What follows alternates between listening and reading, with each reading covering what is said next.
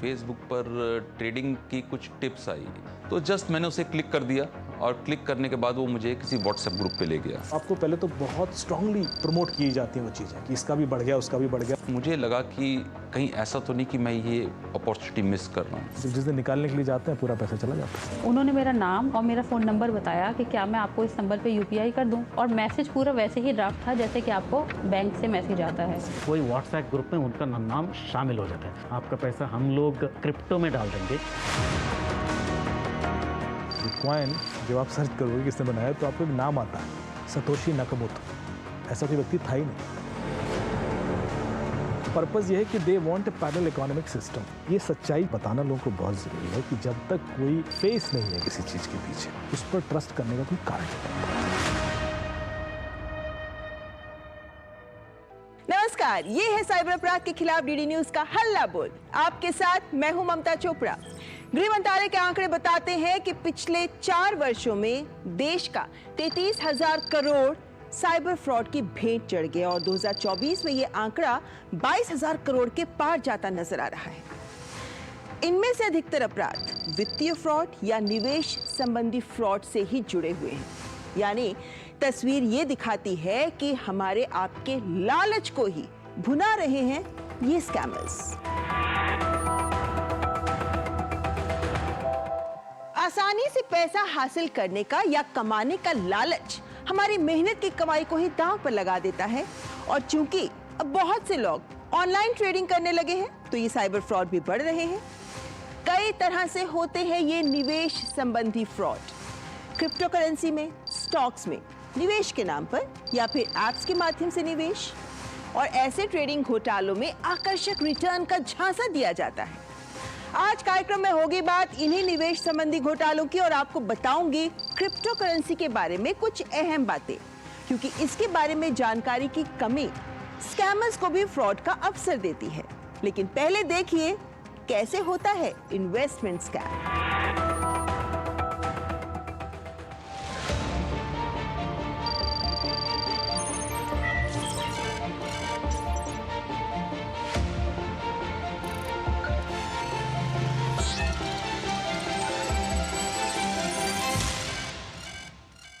मैं पहले ट्रेडिंग करता था तो क्वाइट नेचुरल, कभी फेसबुक पे आप कुछ चीज़ देख रहे हो तो फेसबुक पर ट्रेडिंग की कुछ टिप्स आई।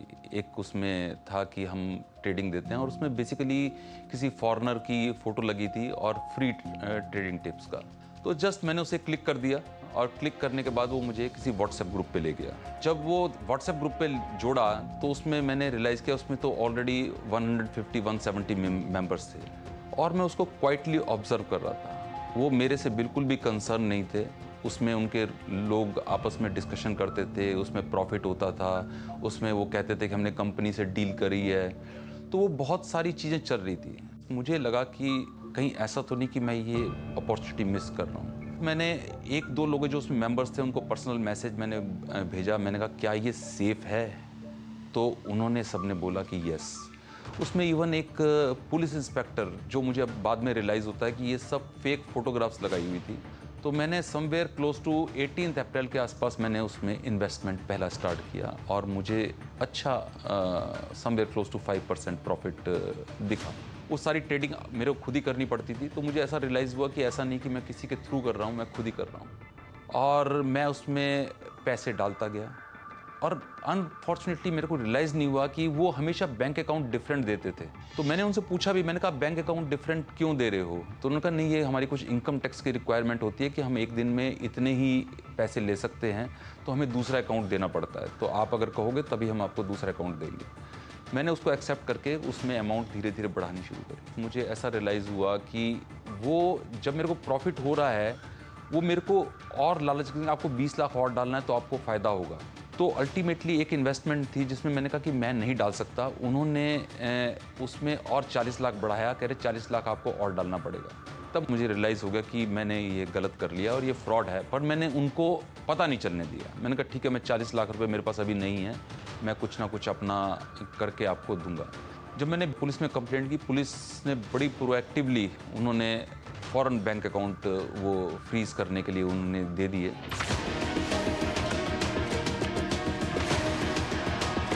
इसमें हम लोगों को जिन जिन अकाउंट्स में इन्होंने पैसे ट्रांसफ़र कराए थे और जिस माध्यम से कराए थे उनको हम लोगों ने फ्रीज़ किया और उसमें अभी भी ये केस जो है चल रहा है, अभी भी एक्टिविटीज़ में चल रही है। हमने 9 अकाउंट्स को फ्रीज़ भी कराया है।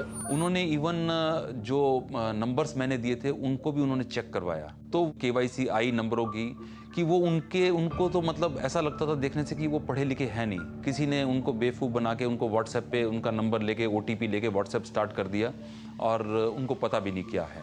काफ़ी हद तक इसमें पैसा रिकवर भी हुआ है। इट्स अराउंड 65 लाख प्लस जो है हमने फ्रीज़ किया है। 45 प्लस लैक्स में हमने कोर्ट से ऑर्डर भी कराया है कि वो रिलीज़ हो जाए और उसमें कुछ अमाउंट शायद आना शुरू भी हो चुका होगा अब तक।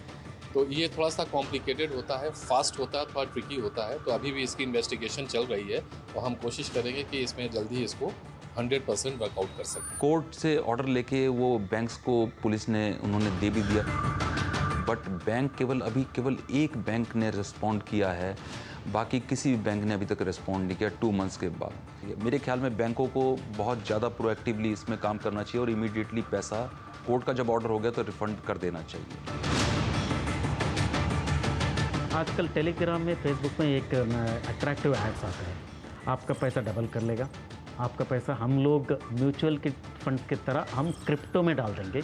कोई व्हाट्सएप ग्रुप में उनका नाम शामिल हो जाता है। वो खुद एक स्टेज मॉनिटर्ड है। बहुत सारे लोग ऑलरेडी अक्यूज की तरफ से ये पूरा चलाते हैं और पैसा निकाल देते हैं। ये जो शेयर मार्केट वाला इन्वेस्टमेंट है, मुझे हर स्टेट से कंप्लेन है मेरे पास। एवरेज लॉस 2 करोड़ से 2.5 करोड़ का है। लोगों ने 15 करोड़ रुपए, गुजरात का बिजनेसमैन है, जब उसने मुझे अमाउंट बताया मैंने कहा 15 करोड़ डाल दिया, कैसे ट्रस्ट कर लिया? कभी उससे मिले नहीं, कोई एंटिटी नहीं, कोई RBI अप्रूव बॉडी नहीं है, और आप एक ऐप इंस्टॉल करके उसमें पैसे डाले जा रहे हैं और उसमें ग्राफ दिख रहा है कि आपका पैसा बढ़ रहा है, यू आर हैप्पी। सबसे पहले तो यही डिस्ट्रस्ट होना चाहिए कि भाई कैसे इतनी जल्दी पैसा बढ़ सकता है और आप कैसे इतना अमाउंट डालोगे, पहले कुछ विड्रॉ तो कर लो। लोग विड्रॉ ही नहीं करते। यदि आप 2 करोड़ डाल के या 5 रुपये डाल के भी विड्रॉ करोगे तो ब्लॉक हो जाएगा, वो विड्रॉ अलाउ नहीं करेगा। या हो सकता है स्टार्टिंग में 10-15 हज़ार विड्रॉ करने भी दे, क्योंकि उसको पता है कि एक बार आप लालच में आ गए तो ज़्यादा भी डालोगे, पर ऐसे पैसा थोड़ी ना बढ़ता है। लेकिन उनकी जो पीछे की स्टोरी होती है, आप वो AI भी यूज़ करते हैं। आप देखोगे जितने प्रोमिनेंट क्रिकेट प्लेयर हैं, चाहे वो सचिन तेंदुलकर हो, विराट कोहली हो, इनके नाम के वीडियोस आते हैं टेलीग्राम ग्रुप में, जहाँ पर ये लोग इस तरह की ऐप्स को प्रमोट कर रहे थे, और ये सब AI वीडियोस बॉलीवुड के लोग के नाम की वीडियोस। तो जब आप टेलीग्राम ग्रुप में ज्वाइन करते हैं तो आपको पहले तो बहुत स्ट्रांगली प्रमोट की जाती हैं वो चीज़ें कि इसका भी बढ़ गया, उसका भी बढ़ गया। लोग स्क्रीनशॉट डाल रहे हैं कि देखिए मेरा इतना बढ़ गया, किसी को बताइए मत, सिक्योर है, ये है। तो एक तो आप बताते नहीं हो, घर वालों को भी नहीं बताते, आप चुपचाप पैसे डालते रहते। कई सारी लेडीज़ हैं, मैंने देखा है, वो अपने हस्बैंड को नहीं बताती, वो पैसे डालती रहती और फिर आते हैं कि मेरे तो 10 लाख चले गए, 15 लाख चले गए। वाकई सवाल तो उठता है कि कैसे हम ऑनलाइन अनजान लोगों की बात पर विश्वास करके अपनी मेहनत की कमाई उनके हवाले कर देते हैं। कई बार अज्ञानता भी इसका कारण होती है, जैसे क्रिप्टो करेंसी में निवेश। अमूमन हमें ये तो पता चलता है कि बिटकॉइन इतने लाख का हो गया, क्रिप्टो करेंसी तेजी से बढ़ रही है, तो बस हम भी लालच में आकर निवेश के लिए तैयार हो जाते हैं। पर क्रिप्टो करेंसी को लेकर कई भ्रांतियां, कई मिथ भी हैं, जैसे क्या बिटकॉइन ही एकमात्र क्रिप्टो करेंसी होती है? ऐसा नहीं है। कई हजार क्रिप्टो करेंसी के कॉइन्स बाजार में उपलब्ध हैं और बिटकॉइन तेजी से बढ़ रहा है तो इसका मतलब ये नहीं है कि सभी कॉइन्स की कीमत बढ़ रही है। हर क्रिप्टो करेंसी एक जैसी नहीं होती और एक्सपर्ट्स का मानना है कि अधिकतर क्रिप्टो करेंसी में तो पैसा डूबता ही है, लेकिन आप पैसा लगा देते हैं ये जाने बिना कि किस क्रिप्टो करेंसी में आपके पैसे का निवेश हो रहा है।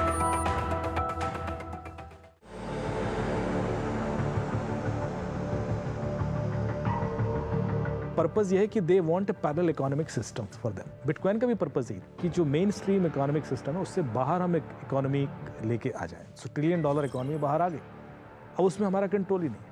को खरीद रहा है, बेच रहा है, हमें कोई टैक्स हम ले नहीं सकते, क्योंकि हमें पता ही नहीं है कौन कर रहा है, कौन दे रहा है। ये इतना स्मूथ कर दिया इलीगल चीज़ों के लिए। कम से कम 2000 करेंसीज तो ऐसी हैं जो क्राइम में फ्रीक्वेंटली यूज़ होती हैं। इसके अलावा लाखों ऐसे कॉइन होंगे जो इस तरह के ऑपरेशंस के लिए प्रमोट किए गए, लोगों ने खरीदे, उनको ऐप दे दी गई, देखिए आपने कॉइन में इन्वेस्ट किया, ऐसा फर्जी है, पैसा बढ़ता हुआ दिख रहा है। जब कॉइन भी उनका है, ऐप भी उनकी है, तो आप किस बात को लेकर खुश हो रहे हो? जब जिस दिन निकालने के लिए जाते हैं पूरा पैसा चला जाता है। और क्रिप्टो करेंसी की बात हो ही रही है तो क्या आप जानते हैं कौन है जिसने बिटकॉइन की शुरुआत की? क्यों गैर कानूनी काम में, साइबर अपराध में इसका इतना उपयोग होता है? आइए जानते हैं।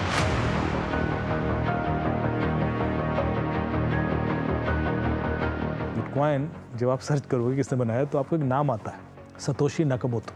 सतोशी नाकामोतो एक जापानीज नाम है, पर सतोशी नाकामोतो नाम का कोई व्यक्ति नहीं है इस दुनिया में, ऐसा कोई व्यक्ति था ही नहीं। उसके नाम से एक पेपर पब्लिश होता है, एक जर्नल, और उसमें एक प्रपोजल जाता है कि ऐसी कोई करेंसी बनाई जा सकती है जो कि ब्लॉकचेन बेस्ड लेजर सिस्टम होगा, और इस एल्गोरिथम के थ्रू हम कॉइन जनरेट करेंगे, virtual coins, and those coins will be use for as a tender, मतलब करेंसी की तरह। इस एल्गोरिथम की खास बात है कि 21 मिलियन कॉइन ही हम इसमें जनरेट कर सकते हैं, इससे ज़्यादा नहीं कर सकते। तो आज तक 17 मिलियन कॉइन जनरेट हो चुके हैं। अब अगले 100 सालों में या 150 सालों में करीब रिमेनिंग 4 बिलियन जनरेट होंगे, ये एज पर पेपर। पर सतोशी नाकामोतो कोई है ही नहीं। तो यदि कोई व्यक्ति ऐसा करना चाहता था तो उसने अपने आप को छुपाया क्यों? अब इसके ऊपर कई सारी कॉन्स्पिरेसी थ्योरीज। कुछ लोगों का कहना है कि कुछ कंपनीज हैं, बड़ी बड़ी कंपनीज, जिन्होंने मिलकर ये किया प्लान कि हमें मेन सिस्टम से पैसा बाहर लाना है, तो क्या करें? तो उन्होंने कहा ऐसा कुछ करते हैं, और ये जो सतोशी नाकामोतो के 2-2 लेटर आप मिलोगे तो उन कंपनीज के नाम मिलना शुरू हो जाएंगे आपको। बट पीपल शुड नो, वो लोग रिसर्च नहीं करते, वो सिर्फ उसकी हाइप पे जा रहे हैं। लेकिन जिस चीज़ का कोई काउंटेबल पर्सन ही नहीं है, उस पर आप ट्रस्ट कैसे कर रहे हो? मान लो गवर्नमेंट कॉइन रिलीज कर रही है, अभी आरबीआई का प्लान है कि वो भी क्रिप्टो करेंसी रिलीज करें। अब उस केस में कोई अकाउंटेबल तो है। जब नोट पे लिखा होता है कि मैं धारक को इतने रुपए देने का वचन देता हूं, तो यू नो कि कल के दिन यदि नोट नहीं चल रहा तो मुझे किसके पास जाके उसको क्लेम लेना है। इसका तो कोई बॉडी नहीं ऐसी, तो गया, जीरो हुआ तो आप कुछ कंप्लेन भी नहीं कर सकते, और लोग करोड़ों डाल देते हैं। तो मेरे ख्याल से ये सच्चाई जानना, बताना लोगों को बहुत ज़रूरी है कि जब तक कोई फेस नहीं है किसी चीज़ के पीछे, उस पर ट्रस्ट करने का कोई कारण नहीं बनता। तो आप ना करें ऐसी गलती, सोच समझकर ही निवेश करें। और ध्यान रहे, भारत में क्रिप्टो करेंसी इस हद तक की वैध है कि आप इसमें निवेश तो कर सकते हैं, रिटर्न पर टैक्स भी भरेंगे, लेकिन ये लीगल टेंडर नहीं है, यानी लेन देन के लिए इसका उपयोग नहीं हो सकता। और ये बात गौर करने वाली है, निवेश करें लेकिन लेन देन के लिए आप इसका उपयोग ना करें। तो इट इज़ नॉट इलीगल। यदि आप होल्ड करके रखे हो तो ऐसा नहीं कि आपने कोई क्राइम किया, लेकिन आप उससे चीज़ें नहीं खरीद सकते। You can't use it as a legal tender, क्योंकि यदि आपने वैसा किया तो क्राइम। पर जो लोग भी कर रहे हैं, यदि वो एक लिमिटेड रिस्क के संग कर रहे हैं तो ठीक है। यदि उन्होंने अपना हार्ड एंड मनी पूरा लगा दिया है तो कल कुछ भी हो सकता है। तो यदि आपके पास कोई कॉल आती है या फिर मैसेज आता है जिसमें यह दावा किया जाता है कि निवेश करने के बाद हाई रिटर्न मिलेगा या फिर पैसा डबल हो जाएगा, तो इस तरह के मैसेज को डिलीट करें, किसी को फॉरवर्ड भी ना करें, और इस तरह के मैसेज की शिकायत भी आप संचार साथी पर अवश्य करें। आपकी लापरवाही, अज्ञानता और लालच के कारण ही तो ये साइबर अपराधी फ्रॉड कर पा रहे हैं। स्टॉक मार्केट चैम्प्स पैसा डबल करे? और शर्मा जी ग्रुप ज्वाइन कर लिया? हाँ, पर आप लोग कौन? हम इस स्टॉक मार्केट फ्रॉड ग्रुप के मेंबर्स। और ये मास्टरमाइंड। बस अब आपको फंसाएंगे। और उसके लिए फेक स्क्रीनशॉट मैं बनाऊंगा। और मैं फर्जी बैंक स्टेटमेंट्स। और मैं फेक ऐप डाउनलोड करवाऊंगा जो बिल्कुल रियल लगेगी। शुरू में पैसा बनेगा और फिर लालची शर्मा और पैसा लगाएगा। उसके बाद शर्मा जी स्कैमर बता के नहीं आता, पर आपके लालच का फायदा उठा के सब ले जाता है। साइबर क्राइम से बचना है तो रुको, सोचो, फिर एक्शन लो। तो यानी सावधानी हर स्तर पर बहुत जरूरी है। कार्यक्रम में यहाँ एक ब्रेक के लिए रुकते हैं, लेकिन ब्रेक के बाद जब आएंगे तो आपको उस सवाल का जवाब देंगे जो जवाब बहुत से लोग जानना चाहते हैं। और जवाब ये कि जब आपका पैसा फ्रीज हो जाता है, उसके बाद ऐसी क्या प्रक्रिया है जिसके तहत आपको ये पैसा वापस मिलता है, बताएंगे ब्रेक के बाद। तब तक रहें साइबर अलर्ट।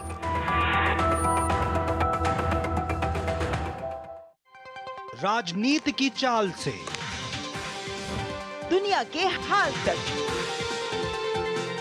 खेल के मैदान से किसान के खलियान तक, दिन भर की हर छोटी बड़ी खबर को समेटे खबर के हर किरदार को दिखाते हैं हम। डीडी न्यूज का प्राइम टाइम शो देखिए न्यूज नाइट हर रात 8 बजे।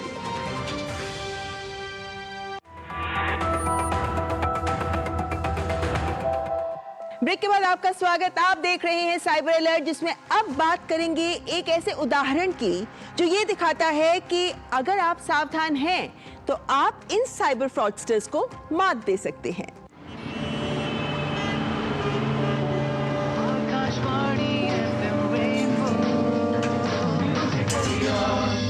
Musically yours. मैं घर पर आमतौर पर रोजमर्रा के काम कर रही थी,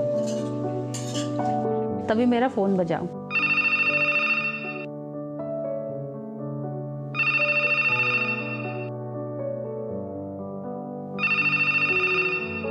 सामने वाले शख्स ने मुझे बोला कि आपके हस्बैंड को मुझे कुछ पैसे देने थे, तो वो नॉट रीचेबल है, उनका नंबर नॉट रीचेबल है, तो क्या मैं वो पैसे आपको ट्रांसफ़र कर सकता हूँ। उन्होंने मेरा नाम और मेरा फ़ोन नंबर बताया कि क्या मैं आपको इस नंबर पे यूपीआई कर दूँ। वो नाम और नंबर दोनों सही था। मैंने बोला हाँ, आप इस नंबर पर यूपीआई कर सकते हैं। उसके बाद उन्होंने मुझे 1 रुपये भेजा और बोला चेक करिए कि क्या आपको 1 रुपये मिला। मैंने बोला हाँ, मुझे 1 रुपये मिल गया है। उसके बाद उसने बोला कि अब मैं आपको 10,000 रुपये भेज रहा हूँ, आप लाइन पे ही रहिए। मैंने चेक किया, पैसे आए। उसने बोला अब लाइन पे ही रहिएगा, मैं आपको और 2,000 रुपये भेजता हूँ। इतने में मैंने फ़ोन कट किया और मैंने अपने हस्बैंड को मिलाने की कोशिश की, पर हाँ, मेरा हस्बैंड का फ़ोन तब भी नॉट रीचेबल था, उनसे मेरा कोई संपर्क नहीं हो पा रहा था। उसके बाद उसका मेरे पास वापस कॉल आया। उसने बोला कि आपने फ़ोन क्यों कट किया। उसने बोला कि मुझे आपको 2,000 रुपये भेजने थे, पर गलती से ना मैंने आपको 20,000 रुपये भेज दिए हैं। अब एक काम कीजिए कि आप ये जो ज़्यादा पैसे हैं ये आप मुझे इसी नंबर पे यूपीआई कर दीजिए। मैंने बोला नहीं, मैं ऐसे नहीं कर सकती और मैंने वो फ़ोन काट दिया। उसके बाद मैंने अपने हस्बैंड को कांटेक्ट करने की कोशिश की, पर उनका नंबर नॉट रीचेबल था। उसके बाद उस शख्स का वापस मेरे पास फ़ोन आया। उसने बोला कि आप मुझे अभी पैसे ट्रांसफ़र कीजिए और मुझे पैसों की बहुत ज़रूरत है। मैंने बोला आप आधे घंटे रुक जाइए, मैं आधे घंटे में आपको ये पैसे वापस कर दूँगी। उसने मेरे ऊपर प्रेशर बनाना शुरू किया कि नहीं, मुझे ये मेरा कोई हॉस्पिटल में एडमिट है, मुझे वहाँ पेमेंट करनी है, पेमेंट देना है। आप समझ नहीं रही हैं वो कितना क्रिटिकल है और मैं आधे घंटे भी नहीं रुक सकता हूँ। इतने में मैंने वापस अपने हस्बैंड को मैसेज किया। मैं लाइन पे ही थी, मैंने अपने हस्बैंड को मैसेज किया। उन्होंने बोला कि हाँ, पैसे कहीं से आने तो थे। फिर मेरे हस्बैंड ने बोला कि जो मैसेजेस के नंबर आए हैं, तुम्हारे मैसेज आए, वो मुझे फॉरवर्ड करो। जब मैंने उन्हें फॉरवर्ड करने के लिए वो मैसेज कॉपी किया तो मैंने एक चीज़ नोटिस की कि जनरली हमारे पास अगर बैंक से कोई मैसेज आता है तो वो उसके स्पेशल नंबर से मैसेज आता है, जैसे SBI आगे नंबर लिखे होते हैं या फिर UBI आगे नंबर लिखे होते हैं। पर उस शख्स ने जो मुझे मैसेज भेजा था जिससे वो पैसे क्रेडिट हो रहे थे, वो प्रॉपर एक मोबाइल नंबर था और मैसेज पूरा वैसे ही ड्राफ्ट था जैसे कि आपको बैंक से मैसेज आता है। उस वक्त मुझे लगा कि हाँ, शायद ये कोई फ्रॉड है जो साइबर फ्रॉड करने की कोशिश कर रहा है। उसके बाद मेरे हस्बैंड ने और मैंने उस नंबर पे कई बार कॉल करने की कोशिश की, पर उसका फ़ोन स्विच ऑफ हो चुका था और मेरी उससे फिर उसके बाद कोई बात नहीं थी। तो देखा आपने, जब भी पैसे की बात हो तो सावधान होना ज़रूरी है। निवेश को लेकर ये और भी ज़रूरी हो जाता है। ये तो हम सुनते ही हैं कि निवेश संबंधी नियमों को ध्यान से पढ़िए, जोखिम का ध्यान रखें। और ये बात कुछ फंड्स पर ही नहीं, हर निवेश पर लागू होती है, ऑनलाइन निवेश पर खास तौर पर। दुख होता है जब किसी का एक पैसा भी यूं लूट लिया जाए। यदि आप बिजनेस करते हैं तो सामान के लिए ऑनलाइन पेमेंट भी करते होंगे। एडवांस पेमेंट का रिस्क भी लेना पड़ता है और ऐसे अफसर ही तो हैं जिन्हें भुनाने का प्रयास करते हैं ये अपराधी, जैसे इस मामले में।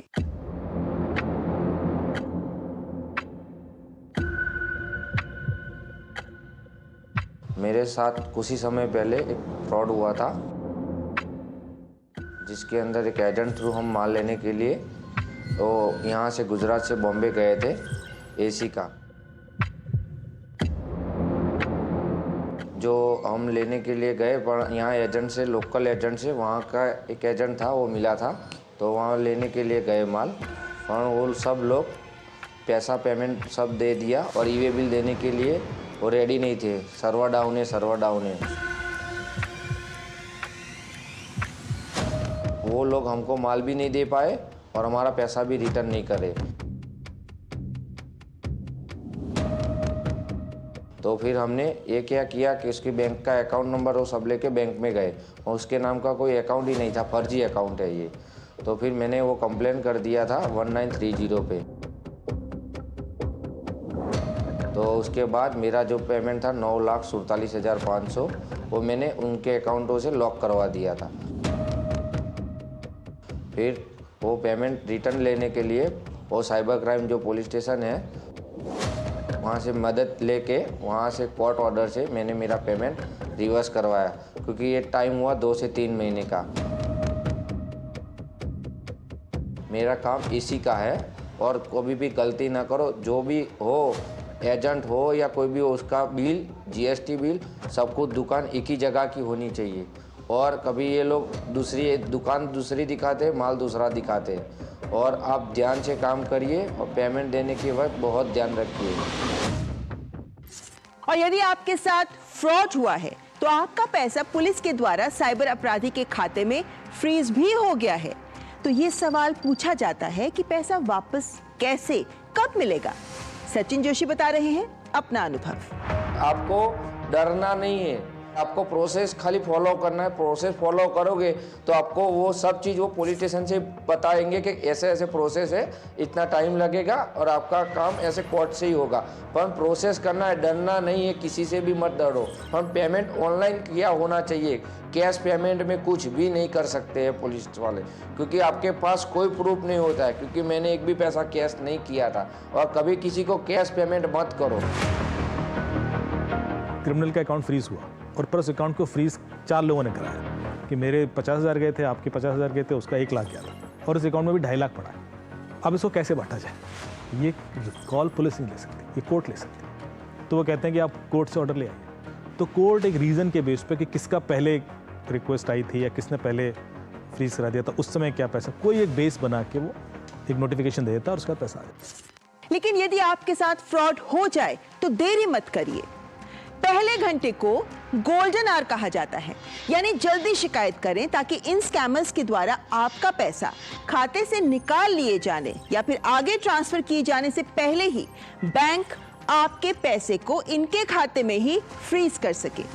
क्योंकि सच्चाई ये है कि एक बार आपसे पैसा हासिल करने के बाद बहुत तेजी से ये स्कैमस्टर्स आपका पैसा मूव करते हैं, या तो जल्दी निकालने का प्रयास करते हैं या फिर बहुत सारे खातों में आगे एक के बाद एक इसे ट्रांसफर कर देते हैं।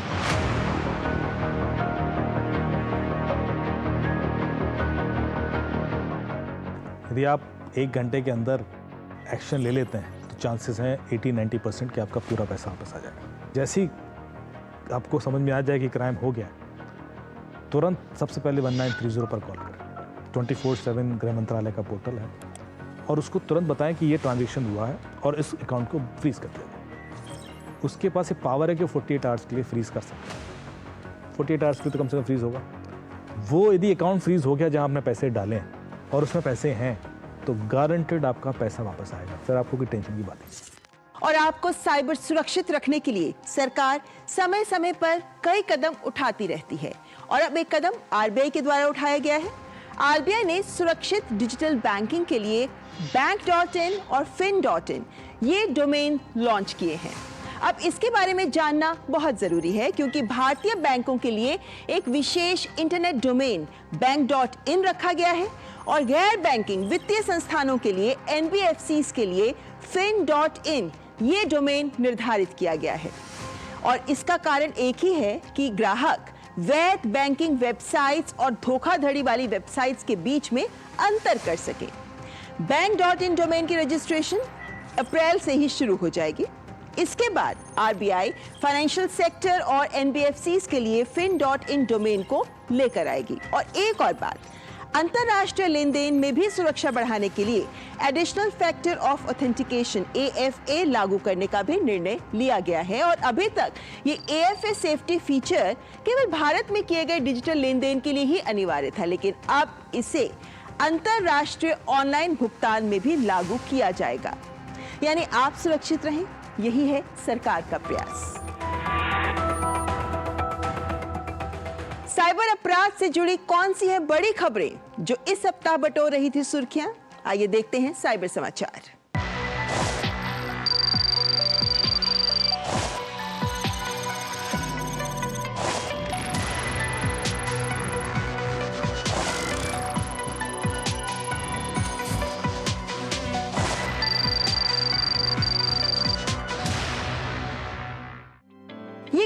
है आपके लिए। तो जुड़िए हमारे साथ। आप हमें ईमेल भेज सकते हैं, अपना अनुभव, अपना केस भी हमारे साथ साझा कर सकते हैं। हमारा ईमेल आईडी है cyberalert.ddnews@gmail.com और साथ ही आप हमें सोशल मीडिया वेबसाइट पर भी फॉलो कर सकते हैं #cyberalert_with_DD News के साथ। और हाँ, साइबर अलर्ट के सारे एपिसोड्स आप प्रसार भारती के OTT प्लेटफॉर्म वेव्स पर भी देख सकते हैं और अपने आप को साइबर सुरक्षित कर सकते हैं। अब पारंपरिक अपराध का स्थान साइबर अपराध ले रहा है और अगला निशाना आप हो सकते हैं। इसीलिए अगर रहना चाहते हैं सेफ तो रहना होगा साइबर अलर्ट।